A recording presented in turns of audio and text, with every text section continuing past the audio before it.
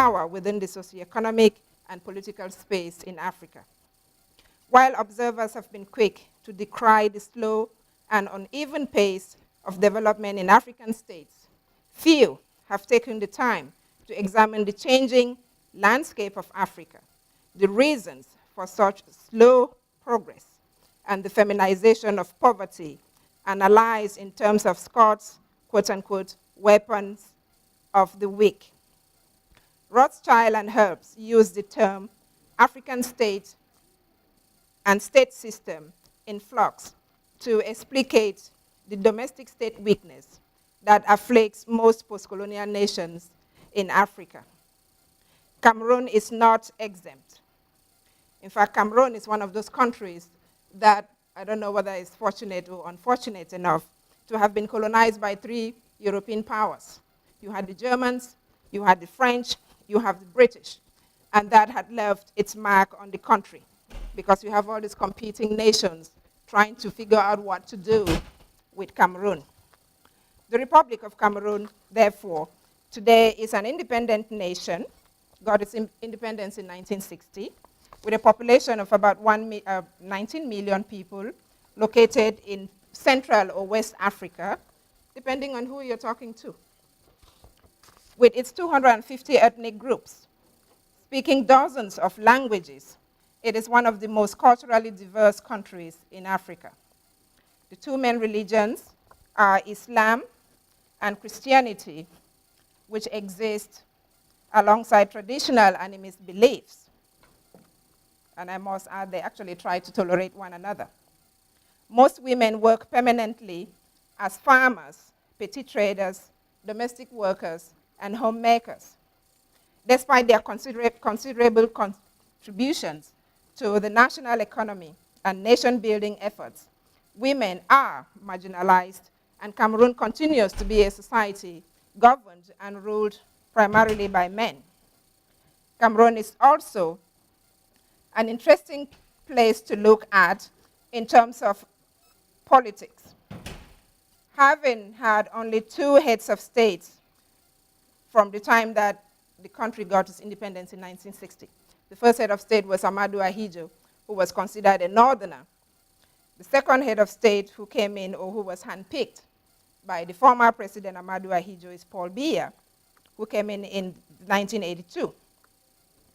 Between these two, the country has, I don't know whether to say stagnated, or in particular, women have actually been ignored or neglected in terms of the benefits of development, if there's any development at all. Now, what I need to emphasize is that although women have made some advances in the country from independence, there is still more to be done. The country has transitioned from one political party, CNU under Ahidjo, Cameroon National Union, to CPDM, Cameroon Democratic People's Movement under Paul Biya. And one can say, you know, these 2 parties are one and the same. It's just a name change that came in when Paul Biya was handpicked. Suffice it to say that under Ahidjo, women started seeing a political space opening for them with the first Minister of Women's Affairs appointed by President Ahidjo, and that was in the person of Delphine Changa. After that, it took a couple of years for another female head of state to be appointed, and I'm not going to get into that discussion today because I'm not necessarily talking about politics. I'm looking at development, although the development practices cannot be separated from political outcomes and political maneuvering in the country. At independence, therefore, Cameroon, like many countries in Africa, embarked on a quote-unquote transformation agenda, or what in Cameroon was known as the 5-year development plans that were supposed to positively transform the country and provide social services and other basic necessities to its citizens. That was the promise at independence, so that is what people hoped independence would accomplish. Now, suffice it to say that these plans have failed woefully, and other efforts continue to fail because they ignore the social, political, and economic inequalities between genders in Cameroon. Since then, Cameroon has witnessed a decline in its economic potential, an increase in informal activities, and a corresponding decline in women's rights through systematic gender segregation and exclusion. The economic environment within which women are forced to live and operate is hostile, to say the least. According to the UN analysis, women as a group enjoy fewer advantages and work extremely harder than men and work longer hours, and their efforts go unnoticed. Women's work and opinions, therefore, are undervalued. This paper, thus, requires that we revisit the notion of development, that we carve out a different agenda that is gender sensitive and inclusive. My first argument, therefore, is that the space that women occupy is a marginal space with limited access to rights and resources available to men. As a consequence, women, quote unquote, the 53% of the population, cannot fully participate in development efforts and are usually absent from planning and decision-making processes that impact their lives. That is the social reality that women face daily, and it is part of the ongoing challenges that frame efforts to transform Africa's development trajectory. African nations, therefore, cannot really develop by ignoring 53 or in some cases 57% of their population. The second argument that I make is that today, the future of many countries depends more than ever on its ability to harness human and natural resources and capacity, as well as adopt information technology into their development strategy, thus seizing the opportunity to gain competitive advantage in an ever-changing global environment. The challenge in the above assertion thus far is the difficulty to include this 53% of the population that is women, and of dismantling the corrupt political power and related mechanisms that strengthen the repressive apparatus to maintain the status quo being produced and reproduced on national and international levels. Yes, I must say the West is an accomplice in this mission. The third argument is that the missing female expertise, as various gender scholars have demonstrated, is necessary to transform African societies through inclusive gender-sensitive development policies and efforts for nation building. Since I have barely 5 minutes, I'm going to try and conclude with what women are trying to do. It seems as if I've painted a very bleak picture for what is happening, but that is the truth. Now, I want to start this little section with what I like to call the lament. And the lament is that women really work longer hours. And according to estimates of the World Development Indicators, women work 2/3 of the world's working hours. They produce half of the world's food, but earn only 10% of the world's income and own less than 1% of the world's property. Now, that has been changing in the last decade or so. And according to a Mogamo or Cameroonian proverb, and I'll say it in Mogamo, I'll give you the pidgin translation or the broken version of English, the West African pidgin. One hand no fit tie bundle. It means if you hold a bundle and you want to tie it, you need another hand to help you finish that. Or nobody is an island. We all need the support system of one another, whether it's men or women. Now, for women in Cameroon, they have decided that if they can only own some of that property without the support of government, that will help them. And they have two things that they've been doing. They've tried to have access to credit support, and they've reverted to the traditional mechanisms that they used in the past. In Cameroon, we call them njangi. In other places, they are called money go-rounds, or in Francophone Africa, they're known as tontines. Now, these monthly meetings are meant to help women start up a business, send their children to school, or participate in all kinds of international conferences. They travel abroad to expand their horizons.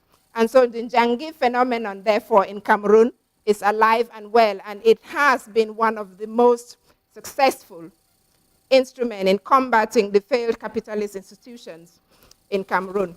The second thing is that the money used in the Njangis have grown to the proportions that women have been able to use those funds to acquire property for themselves. And so in spite of what is happening in government, and we didn't even look at some of the human rights abuses, women are making headway and progressing as much as they are participating in the informal economy. I will end here for now, and if we have questions, I can explain further. Thank you. My topic, as she has mentioned, is gender mainstreaming, a panacea for quality service and good governance, an insight into the political system in Francophone Africa. The paper is co-authored by myself and Dr. Gloria Mayen Umukoro, both from University of Calabar. I'll rightly go straight to the abstract. If the question is asked, which of the sexes has the responsibility to govern, the male or the female, we will definitely have a divided audience. There is a prevailing prejudice among Africans that males are more fitted for governance because nature has given them the natural propensity to head and to rule. However, this prejudice has a patriarchal foundation because most often the question of who can or who should govern is answered with an intention to underrate the female sex as being unfit for governance on natural grounds of some form of incompleteness which is absent in males. There are those who believe that females can also exercise perfectly the responsibility of governance, except that they do not have such qualities as the males. Yet again, there are those who hold that females should be made to handle less tasking political positions because they are by nature weaker than the males. The question now arises as to which school of thought one belongs. This paper argued for the necessity of gender mainstreaming as a sine qua non for good governance in contemporary Africa, with particular emphasis on the socio-political terrain of Cameroon. It has also been pointed out that,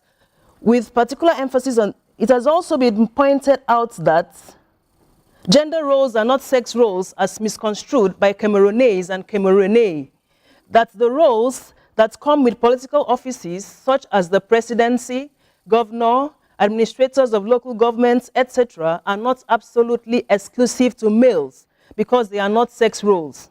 Hence, since they are not sex roles but gender roles, there is need to encourage women in Francophone Africa to vie for and be elected into such offices so that more participation in females in governments can enhance quality service and good governance, as well as an effective development in the political system of Cameroon. In the introduction, the research background talks about in this presentation, we shall mention that the long history of female marginalization is rooted in the erroneous misconception and explanation of gender roles as sex roles, or vice versa. Suffice it to also mention that gender roles are roles assigned to the sexes by the society as a result of cultural beliefs, value systems, religion, and other environmentally related factors. The problem statement. In this presentation, we are going to look at sex role and gender role and how it affects gender mainstreaming and good governance in Francophone Africa. The purpose of this study is basically to expose the reason for the low level of women participation in politics and economic development in Francophone Africa, with particular reference to Cameroon. Gender imbalance, a philosophical background.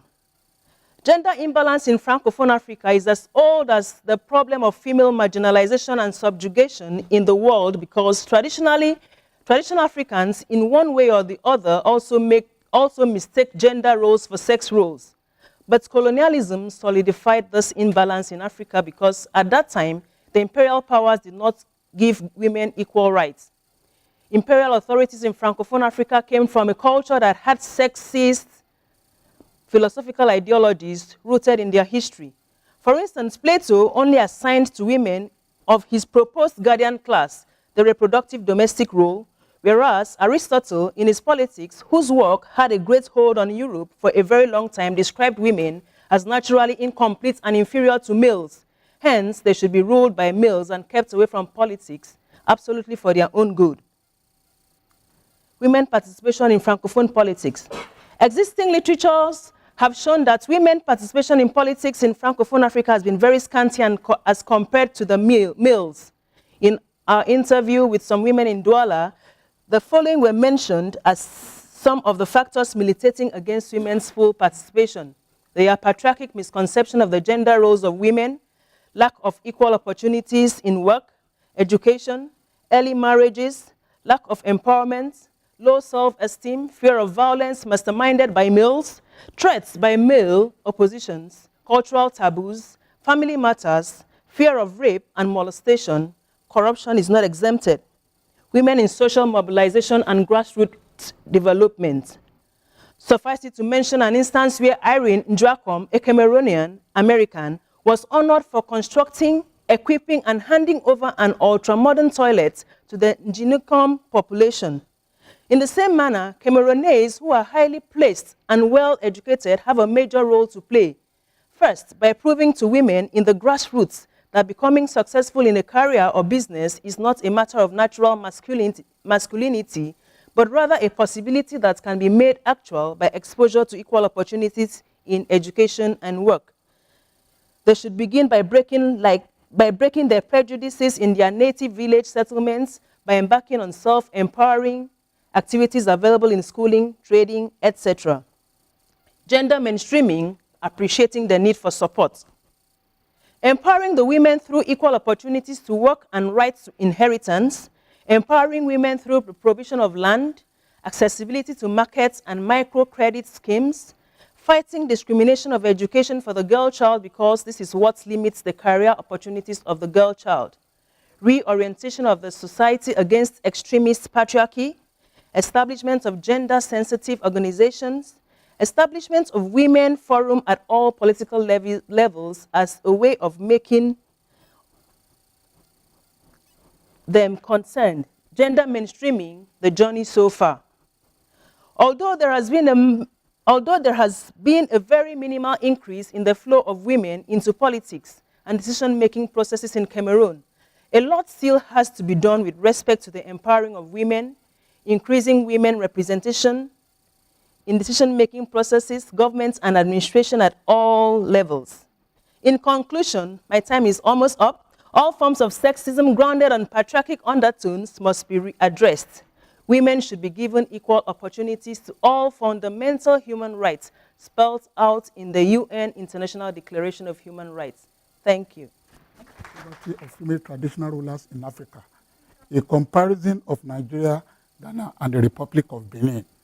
I had traveled widely across Nigeria, and I intended to go to Ghana and Republic of Benin to see the comparison of female traditional rulers, female monarchs in Nigeria, Ghana, and Republic of Benin. But Ebola outbreak stopped me from moving to Ghana and Republic of Benin. But in the process, I came across an outstanding female traditional rulers. Contrary to the people's belief in Nigeria that there are no female emirs, I have found that female emirs exist. And in making this discovery, along with the emirs of those places, the male emirs, I brought them to Ibadan for a radio television interview. And I also organized a one-day conference for them at Premier Hotel in Ibadan. So what I want to do now is to show you some of the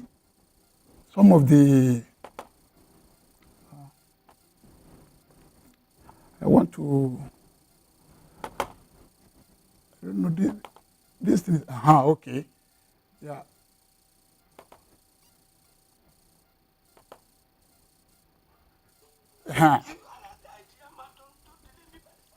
You see, those that you are seeing, they are those females. They are emirs, female emirs. So when they were coming, the emirs in Guanara, they detailed this male emir to escort them for radio, television program. It was widely covered by the press. both at the BCOS in Ibadan and Premier Hotel in at Ibadan as well. So these female traditional, the interesting thing about these places is that the male rulers and the female rulers, they are both males, they are both prince and princess. The male prince becomes emir. The female prince becomes female emir in this environment. So I've been asked to introduce them one by one, but I will have to move quickly to some areas where I think I need some explanation. Can you see? Well, the loudspeaker, so I'm just asked to introduce them one by one, which I did.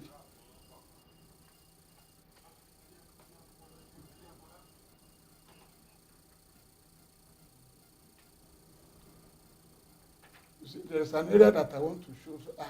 You see, they were asked to come out one by one. The stick they are holding is their staff of office. You know, the male ones, they carry long staff of office. But the female king, the staff of office, they were, one by one, they were all asked to move out to introduce themselves from different towns. You see?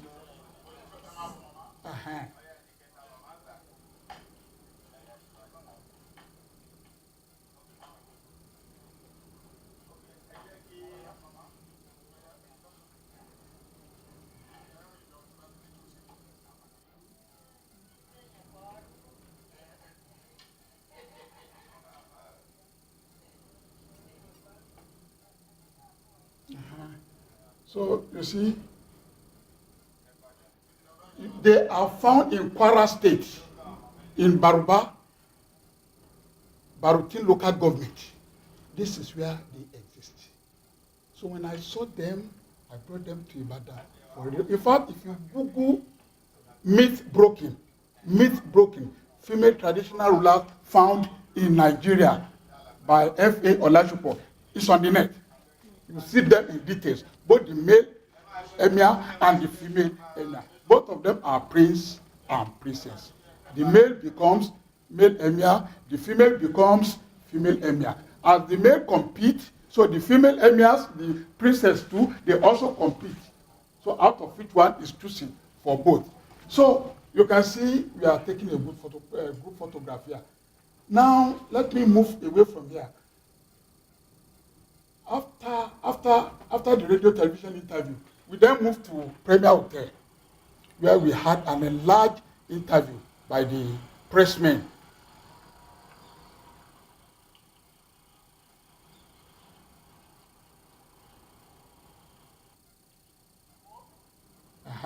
You see, you can see this is when we are entering the Premier Hotel. You see, the point I'm trying to establish in short is this. I want everybody to see it physically, that female traditional rulers exist. In Yoruba land, they are there. In the Igbo land, they are there. In the Hausa land, they are there. And I've been to all of these places. Those that I was able to cover, I brought them for live radio television interview at Ibadan. And I've taken them to the foremost monarchs in Yoruba land in particular, the Ooni of Ife and Alaafin of Oyo. And the two of them confirm the fact that they exist. In fact, the emirs, the male emirs in these places, they also confirm it to me that they are first, the two of them, the male king and female king, they are first among equals. That is the nature of their own rulership. The male king, the two of them, the male king is a prince before he became emir. The female king is a princess before he became female emir. So, for a male king to be in office, the input of a female king matters. For the female king to come to office, the input of the male king matters. So, this is true gender.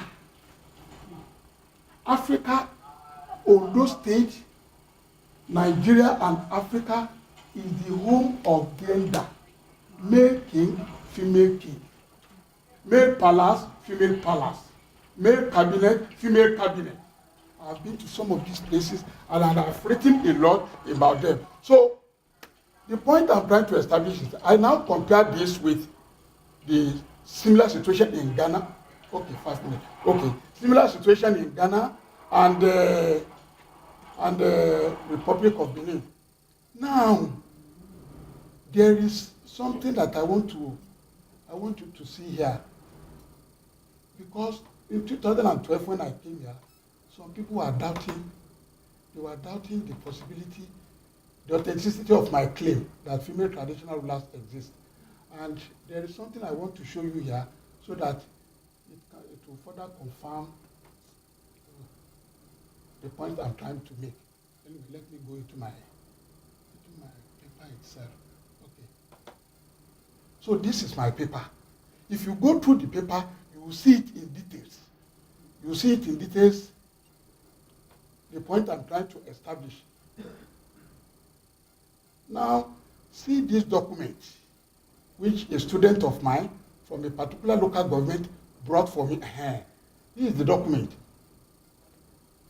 Because there is a clash between the male king and female king over what the male king is supposed to do. And anyway, this is it.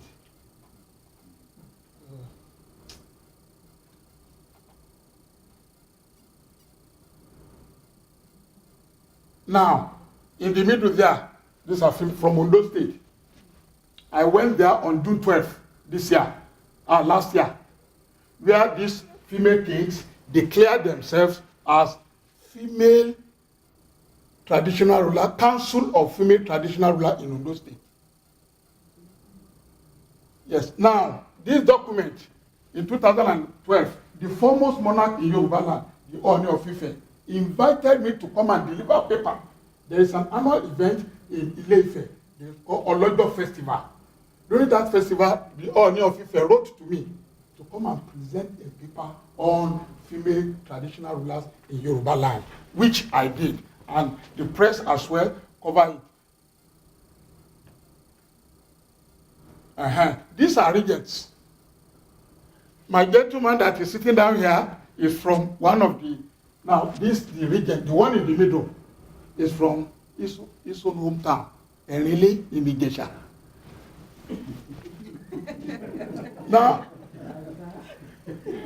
Now you can see here the ones that I had earlier shown you on the video.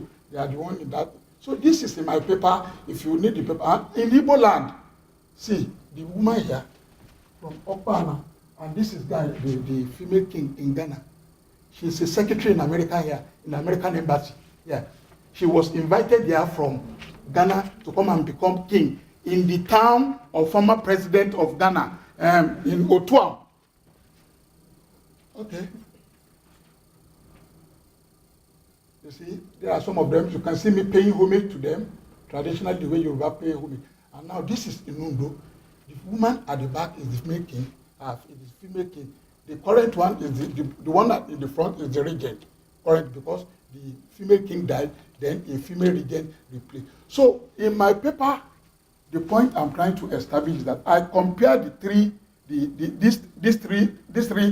countries, the way their female traditional rulers are treated, their status, and I discovered that educationally they are the most disadvantaged. There's poverty. They have poverty of education. One, poverty of salary. Those that I took to the Ooni of Ife, asked them how much were they paid monthly, and they said some of them, the most highly paid among them is 500 naira. 500 naira. You see, so that is that. Then the palace, you will see the male palace, very exotic, very gigantic, but the female obas, they use their husband houses as their palace. You see, so well, when you go through my paper, you will read this and you see it in detail. Thank you very much. So hello everyone, my name is Zuzanna, and this paper will address how the concept of women's empowerment, which is classified as a universal struggle in the international development community, becomes meaningful and or translates into various sites of implementation. And this will be done through a case study of CARE International's Women's Empowerment Project in Zanzibar that was implemented from the years 2008 to 2011.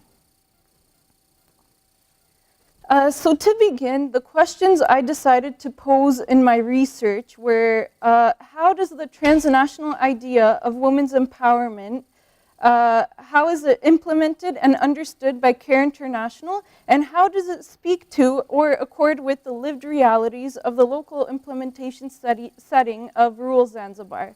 And then how does the idea cross the gap between a global understanding of women's empowerment and local social cultural understandings of gender? So the theoretical framework employed in this paper begins with an overview of the approach of development in terms of discourse. Once the tone is set for the overall approach to development, my paper continues with a review of the concepts of women's empowerment and development, and this paper situates itself within the existing literature. So what was found was that the concept of women's empowerment has become a very popular, largely unquestioned good within development practice, and it's frequently used to add glamour to interventions that seek to achieve a variety of economic and social outcomes, which although can be extremely desirable in themselves, but do not necessarily address the challenging, the existing patterns of power. So the instrument of analysis that I decided to use was adapting Sally Mary's idea of vernacularization. So the concept of vernacularization was originally used in reference to the 19th century when explaining the process of separating the medieval transnational use of Latin into national languages. And in the context of international development for this research, it can be seen as the process in which meaning of the concept for the local situation is extracted from the universal idea, and it can be asked, how can the transnational idea be extracted and be made meaningful and fitting to the local social cultural setting? So Sally explains that the key dimension in the process of vernacularization are the people in the middle.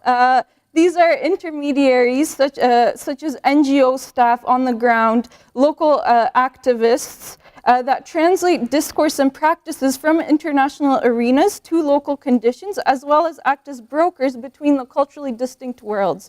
They negotiate between local, regional, national, and global systems of meaning and can hold various positions. So as translators, they revise global rights agendas for local contexts and reframe local grievances into funding proposals for international donors.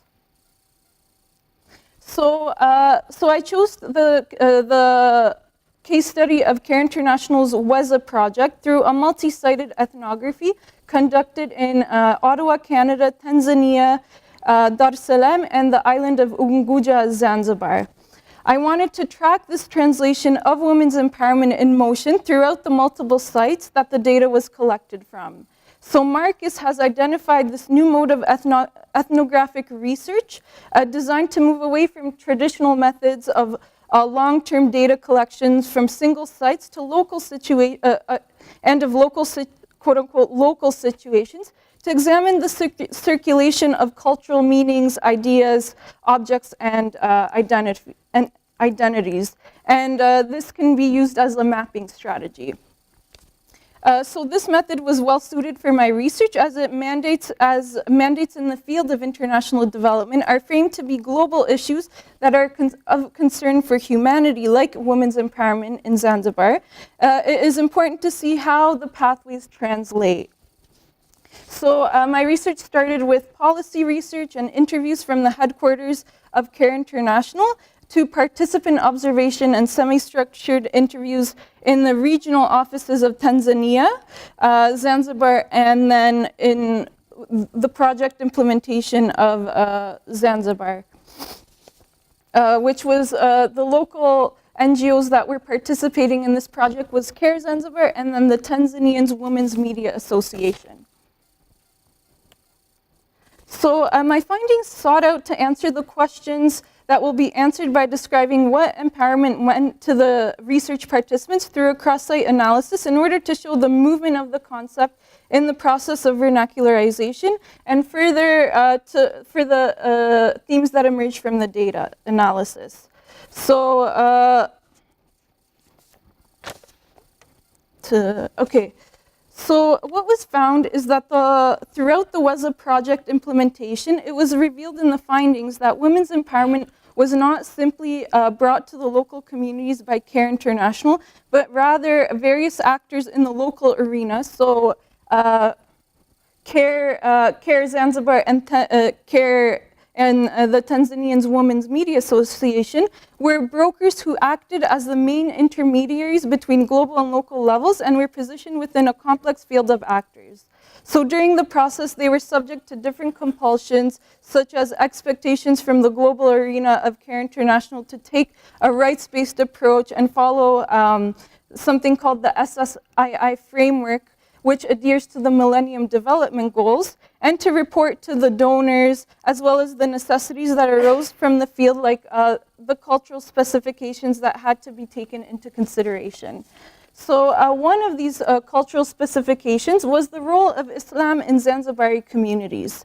So the major challenges in implementing gender policies in Zanzibar was the fact that while CARE International's official development discourse and politics linked with global concepts of women's empowerment, it was very disconnected from the local Zanzibari society. So TAMWA, the local NGOs TAMWA and CARE Zanzibar focused this challenge by negotiating development from below and localizing the global discourse by carving new special spaces to bridge the established divide between the universal rights-based orientation and Islamic visions of gender.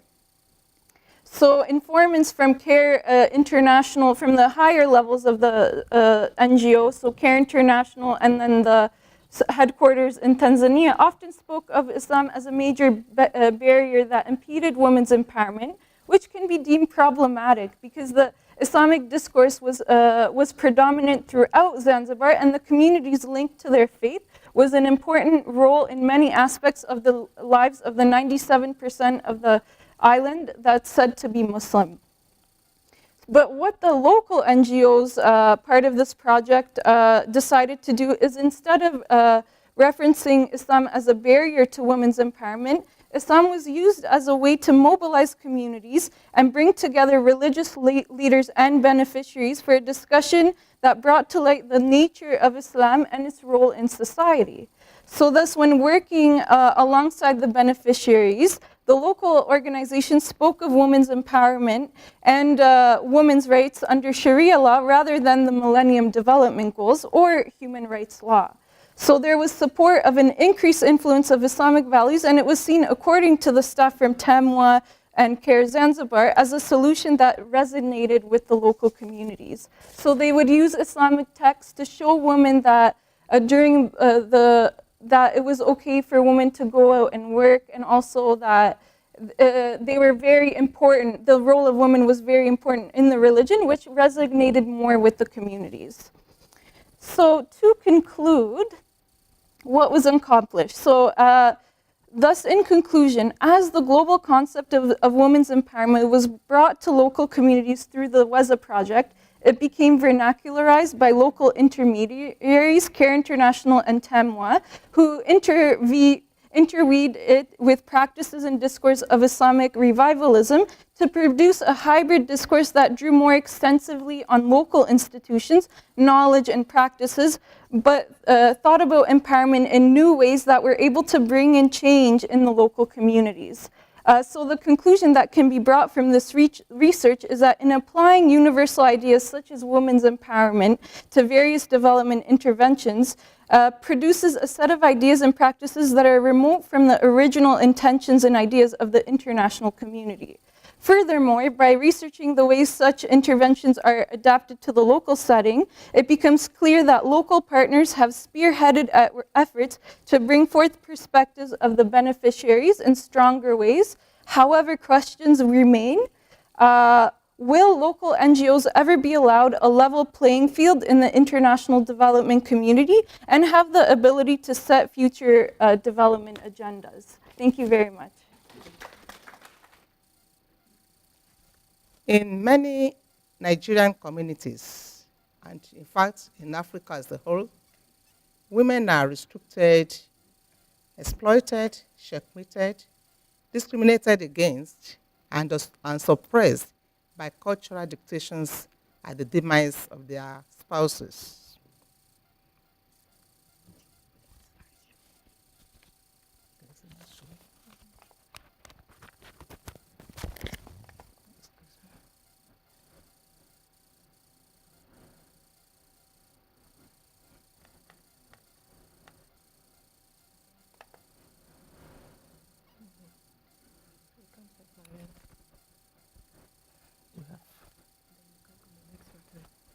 Yes. Okay. While on the other hand, men are given preferential treatments that present the impression that their late wives are not as important to them as the men were important to their wives. What we are saying is, when a woman loses her husband, she automatically becomes a sort of stigmatized person. Because from that moment, in Ondo town in particular, in Ondo state, every other woman stays away from her. Where she sits, no other woman can sit with her. And she's forced to perform so many cultural, embarrassing and barbaric culture, such as asking such a woman to eat with bare hands that are not even washed for many days. The list is 7 days in some cases. And in the town in question, on those states, as I'm saying, it is a common practice that the moment a woman loses her husband, that woman must not sleep on bed. She has to sleep on a bare floor. It is in these modern days that a few people now use mattress for as long as the corpse is in the morgue. And even after burial, these women are asked to stay indoors. Their movements are restricted. They are confined for as much as 3 to 7 months. We have 3 months for the general populace, but in case of the man being a high chief, then the wife has to stay indoor for 7 months. On the other hand, the male counterparts, who are widowers, at the loss of their wives, in this same concept, people gather around them. They give them moral support. And as a matter of fact, they make provision of bedmates or temporary wives to be with them, to support them, and to chase away the ghost of that late woman, according to our belief.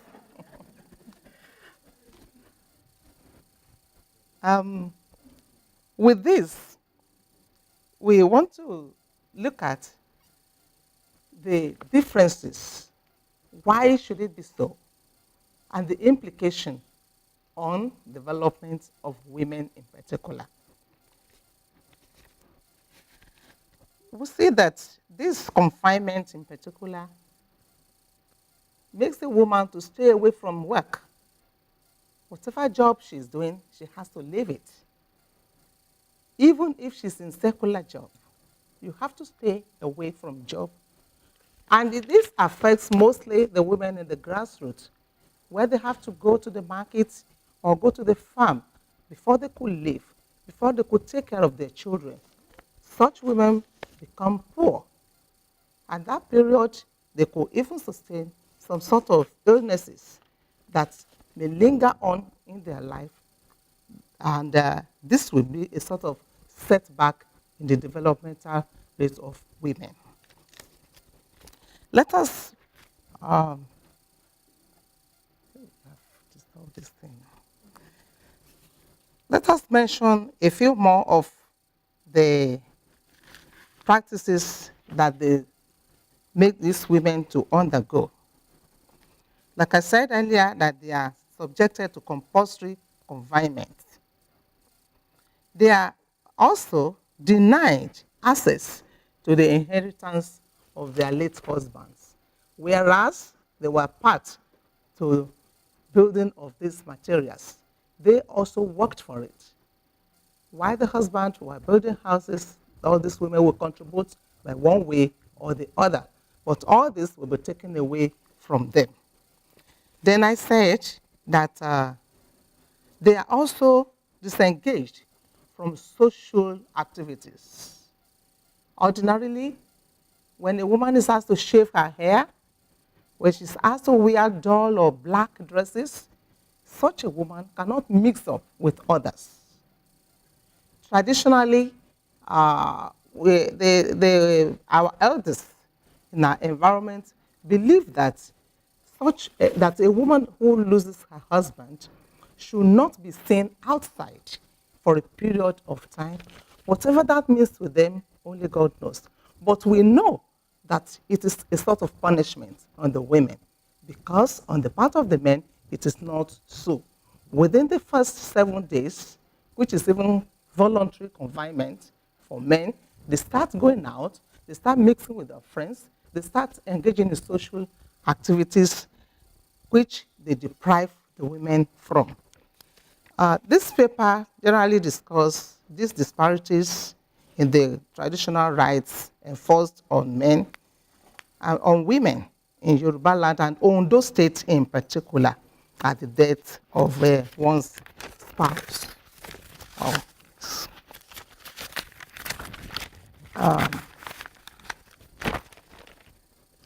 Interview was conducted, and in this interview, it is discovered that majority of men claim that they were not forced to do anything at the death of their wives.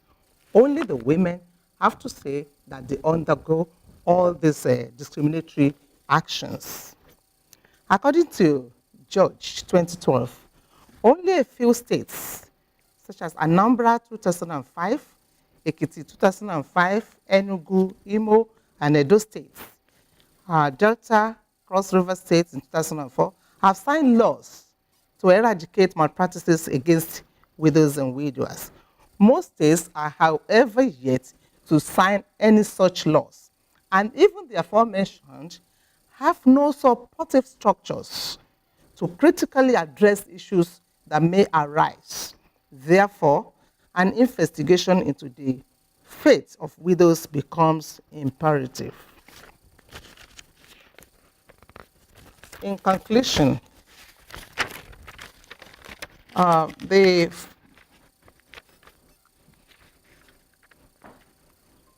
findings indicate that widowhood practice in Nigeria is generally pathetic, degrading and dehumanizing to the widow, while the same cannot be said of the experiences of the widower. A lot of widows in Africa and Ondo State in Nigeria in particular are suffering in silence without much of options or escape routes, and with very little support structures or organizations coming to their aid. This situation is pathetic and undesirable. And therefore, intervention is required to ensure a greater balance and to ameliorate inhuman treatments meted out to widows. Recommendation. The need for a change in African customs militating against widows must be seen in the context of the principle that equality means equality of opportunities, of rights, and responsibilities for humanity for the good of the society as a whole, according to OK 2001. This paper, therefore, recommends, among other things, that the intervention of international organizations is required to ensure a greater balance and to ameliorate inhuman treatments meted out to widows. 2, Nigerian lawmakers should provide legislation against all inhuman and degrading widowhood practices. Widows, especially the younger ones, should be allowed to remarry men of their own choice. More advocacy and public enlightenment against inhuman treatments of widows is required. And lastly, more local advocacy groups and civil society organizations are required to focus on widowhood issues. Thank you for listening. by women on women. So I want to find out if that was the case with your findings. Thank you. I'll take a couple more questions. Gentlemen here in the beige suit. Thank you. Presenters, let me congratulate them for beautiful presentation. Generally, the issue of women is an issue which is being discussed almost everywhere in court today. For mommy from Ondo State, I know in Ondo, it's either you are a Christian or a Muslim. For you to be able to have a good grade of this issue of women emancipation, maybe you put it that way, you must be able to reinterpret the Bible or the Quran. Because you as a Christian, what you are taught in the church is an issue. So that Bible reinterpretation, I think it must be addressed. If you are a Muslim, a reinterpretation of the Quran is also an issue. Now, looking at women generally, the issue of women in our society today, I think there's a need for education. Because if people are not properly educated, the problem will continue and it will linger on. Again, from in my own personal observation, I think even with the issue of women empowerment, the women will need to go and revisit this issue. In the sense that the issue of empowerment is not an issue you just sit down somewhere and people are talking of sharing power. Power is not an issue that you share. You struggle for it. And I think that sister made mention of that. You left your matrimonial home in the last 4 or 5 days to come here. At the end of the day, your paper is published, and somebody who's kept quiet somewhere is looking for promotion. I think this is an issue we must look at. Power is an issue that needs struggle. Thank you. Thank you. We take one more question. So my question is partly a comment and a question to Professor Olasupo. First of all, I just want to congratulate you for your enthusiasm, and I don't know what your research is, but from what I hear, you are someone who is all about women's empowerment, I think. So I want to commend you for that, and I hope that many other men will learn from that and hopefully join the fight. Join the fight for women's empowerment. Join the fight for women's empowerment. It's not just a women's fighting issue. So I want to commend you for that.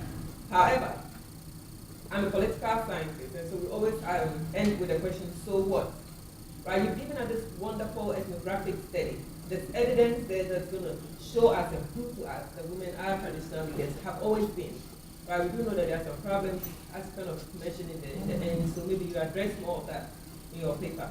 But the question is, so what? So if we have women traditional leaders in these 3 countries that you're studying across the continent, what does that mean for women? What does that mean for the countries? And what does that mean for the rest of the world? Thank you. So I'll let the panel respond to this question. Go ahead. Well, thank you for that beautiful question, sir. Actually, the institution of these cultural laws are made by the men.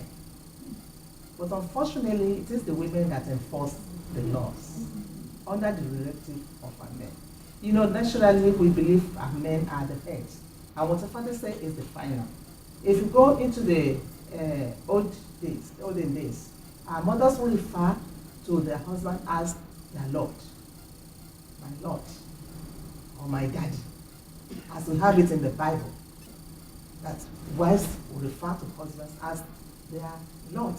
So whatever comes from the men, we see it as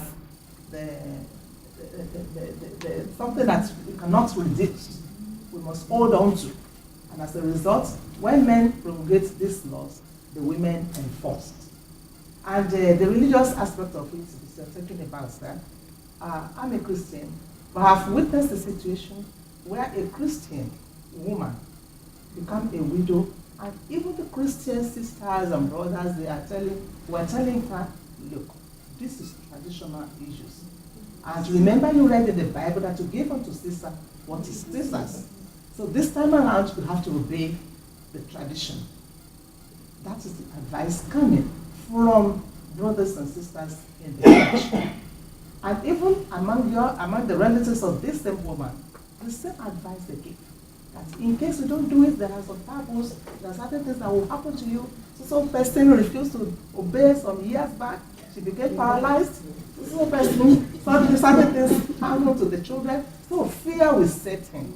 But I appreciate the suggestion you made that women need education, information in particular. Because these issues are not limited to the uneducated women. The literates do obey when it happens.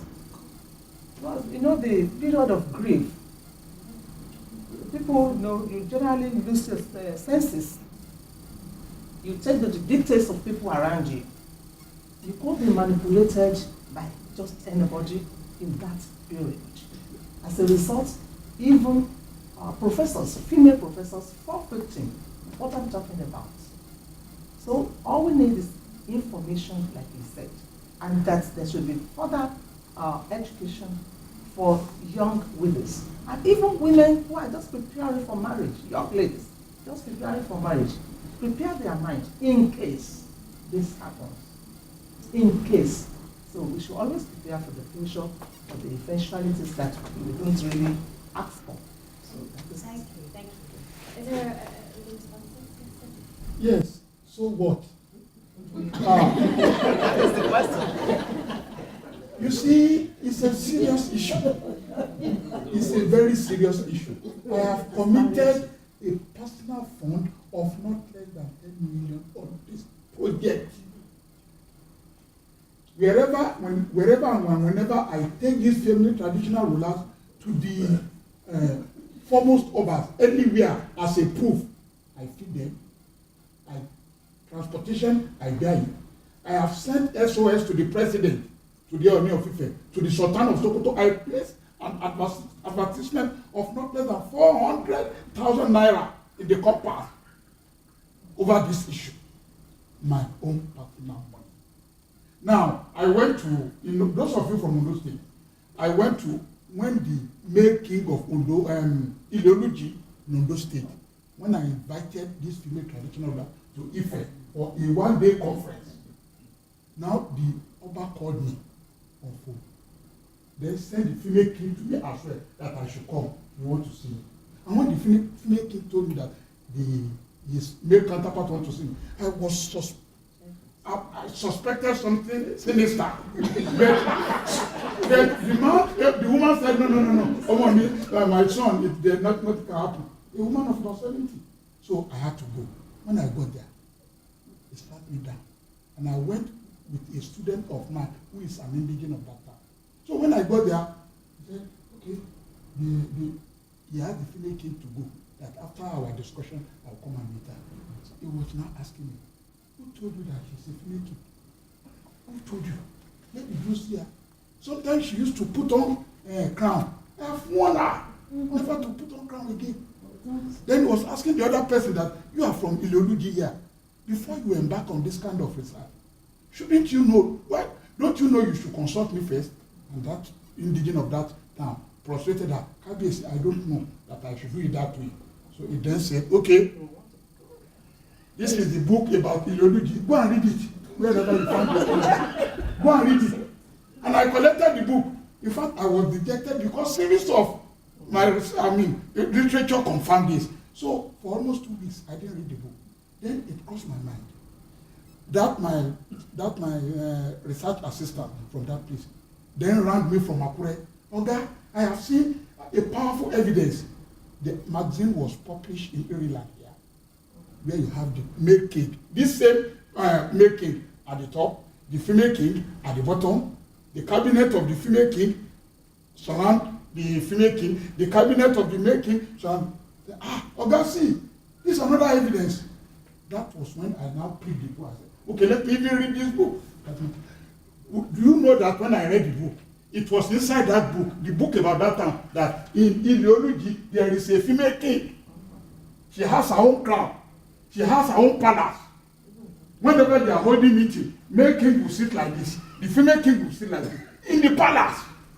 She was Dr. Olasupo, thank so, you. I sense your passion. You see, the way forward. I have been championing this cause and I've gone far. I've gone far. Going to public, radio, television interview, in the press, a lot of papers I've covered at my own personal cost. Anyway. Let's give big consider of time. I appreciate your passion. Please, Dr. Teboh. I want to follow up on what the gentleman said about struggles and actually taking up your own cause and making things happen. In the case of African women, I think that is more of a challenge that is linked to traditional norms that in most cases have been distorted. Because I don't think most of our traditions are that bad. But the way we choose to interpret those traditions become a problem. And tradition has been used, to subordinate women in many cases. But I agree with you that we have to try and make things happen. And I think education is really a good start, as well as sensitizing women to realize that they have their own agenda and life that they can control. Because if they don't act or do something to empower themselves, then it will be difficult for some other person to look at them and say, okay, let's empower these women. And so part of it really means that we have more work to do, that we need to sensitize more women. And I actually, in my paper, even though I didn't have a chance to get into all the intricate details, a couple of months ago while I was, conducting interviews in Cameroon about women and political empowerment, I encountered what my brother back there said, a lot of female violence on women, and that most of the negativity about supporting women actually comes from women themselves. Because women who want to participate in government are labeled as bad women or bad mothers, and you hear questions like, oh, so who will take care of the children and who will feed the husband when she's gone? And so I asked one woman, I said, well, when the man goes out campaigning, who is feeding the wife and the children? Have you ever thought of that? No. Why do you want to ask this question only because you see a female candidate? And she looks at me and said, oh, I never really thought of it that way. I'm like, now you have to start thinking that way. In fact, if you're running around campaigning for the man, you should be campaigning for yourself. And that is what has been happening in the last decade, with many more women participating in political campaigns for themselves, actually standing as candidates for local councils, for parliament, and so on and so forth. And so the need for education is really strong. That is what I really want to emphasize, because we want to shift the discourse from women as victims to women as catalysts or agents of development and activists that have something to offer for themselves and their nations. Thank you. Maybe the right thing. Yes. Okay. Thank you. I just want to make some comments about widowhood. That those laws, they are unwritten laws, passed down from generation to generation. And at times, they have to do come suddenly. And when it comes, especially if it's the husband that the woman will be devastated. And whatever is offered is whatever she takes. And so it's so difficult for the woman to say no to those things. And she will just have to abide by them. So that's why I said it's unwritten laws passed from generation to generation. And then when you talk of the female kings, I have done some work on female regents. And I find out that the female regents, you find them mostly in Ondo and Ekiti side. Actually, we do have, in the old days, there was a king, a female king in Ile-Ife called Julius, and she did excellently well. But from history, we find out that there was a kind of vanity, a collaboration of men,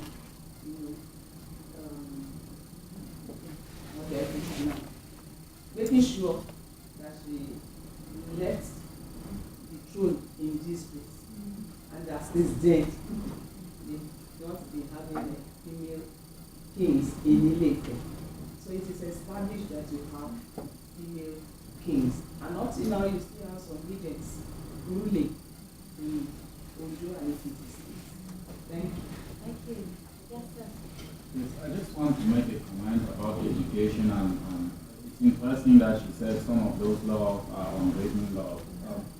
What happens, for example, one issue that where this problem of women's rights come up very often in Africa is the laws governing succession, right?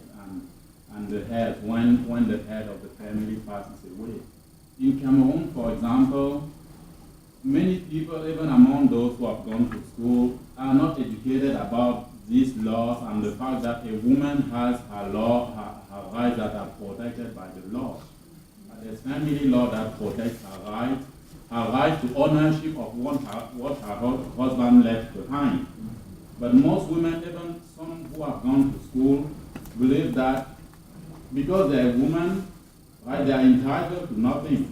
And that's how sometimes you see the older male in the family who takes everything, or her in-laws who come and take everything that the husband left. So when women are talking about these issues, they have to organize. I think help yourself before you can expect other men to get behind and support you. Women need to organize and educate themselves about what protections the law provides in such moments. We will take the gentleman in the blue suit and then the lady in the blue top, and then we'll. Yes, this is the contribution. I think my personally towards Zanzibar project, because it seems significant as a success story. I think it brings away from the tradition of NGOs looking to Africa and giving it seems their way, without clear understanding of the local and all that becomes a tradition. Does that make sense?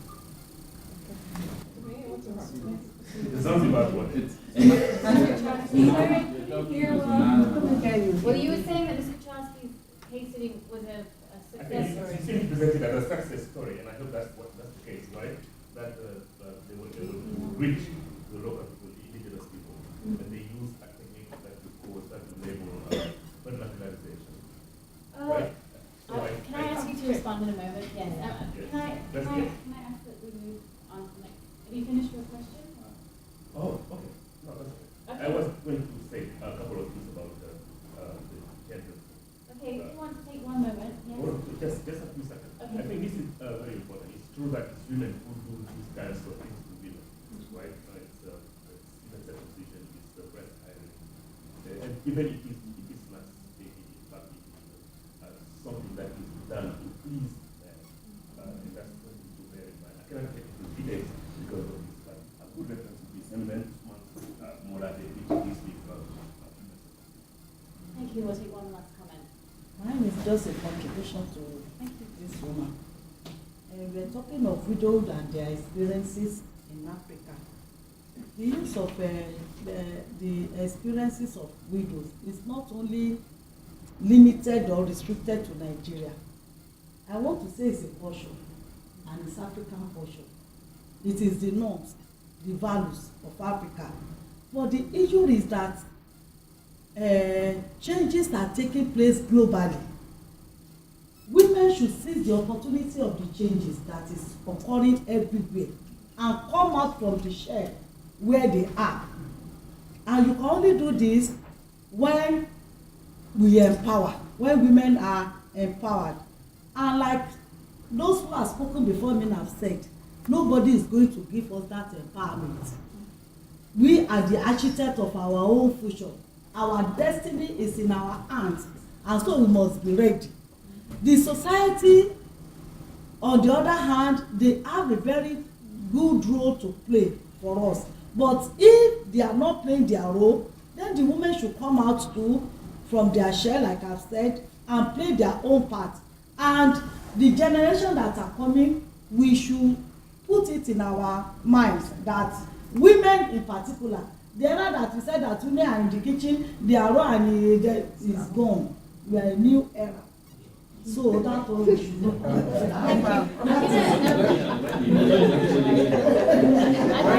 panel to start briefly. Mr. Kucharski, could you start? Yes, and then we'll do a third round.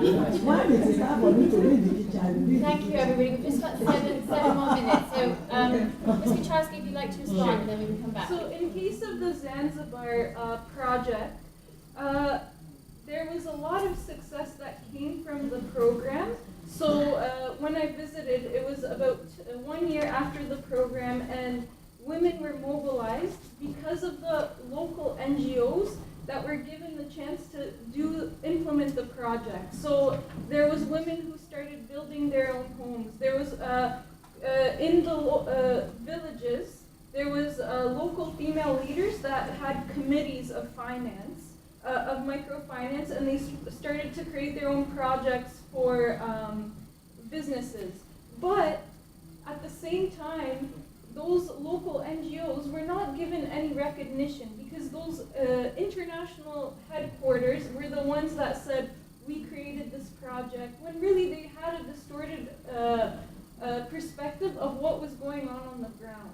It was only because of those local NGO intermediaries that were given the task of implementing the project, that the project was successful. So to take from this case is that global, international interventions should give more funds and more recognition to the local NGOs that understand their culture, understand how they can mobilize their females in terms of women's empowerment.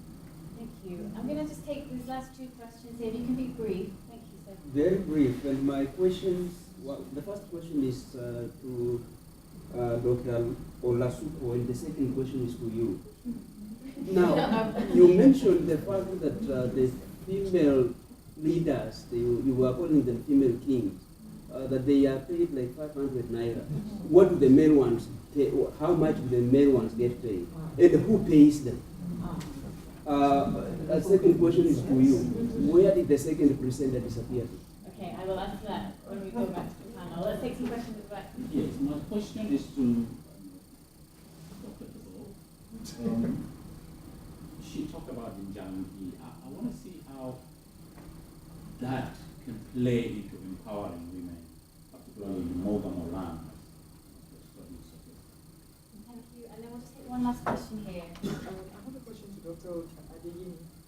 The cultural practice of widowhood, is it derived from the Bible, or was it there before the colonial time? Because I read many articles, press release, and even last year in Abuja, I listened to the presentation of Dr. Olasupo on women kings.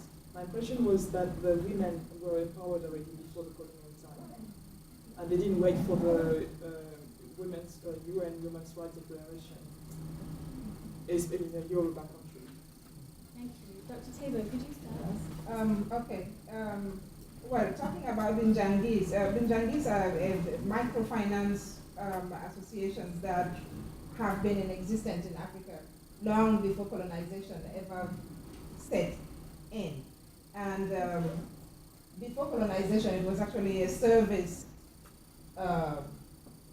entity to support people, especially because most of the rural areas needed farm hands, needed many more people to help cultivate or harvest crops. And so they help one another, members of a particular group help one another on a rotational basis. And that made the work a little bit faster and easier. Now with the monetization of the economy that came in with colonization, people also devised ways to add an economic component to that practice. And like I said before, in Bamenda grass fields, it is popularly known as Njangi. Now in Mogamoland, in my own culture, it is known as Mbu. Mbu is that service. I come and work on your farm today, tomorrow we go work on your own farm, and within a week we finish all the farm. Whereas if I were working alone, it would take me weeks and weeks. With the